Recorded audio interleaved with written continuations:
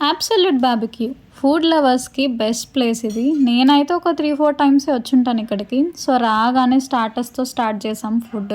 తందూరి అంటే నచ్చని వారు ఎవరుంటారు చెప్పండి. సో, ఒక పట్టు పట్టేసాం.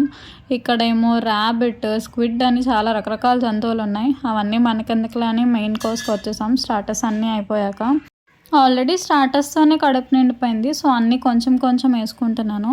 యాక్చువల్లీ ఇది మేనేజర్ స్పాన్సర్ అనమాట. మనం 700 పెట్టుకొని బార్బిక్యూకొచ్చేంత సీన్ లేదు. సో, మేనేజర్ ట్రీట్ ఇచ్చారు కాబట్టి అలా వచ్చాము. ఇన్ని వెరైటీస్‌లో అన్నీ ట్రై చేయాలి కాబట్టి అన్నీ కొంచెం కొంచెం పెట్టుకున్నాను.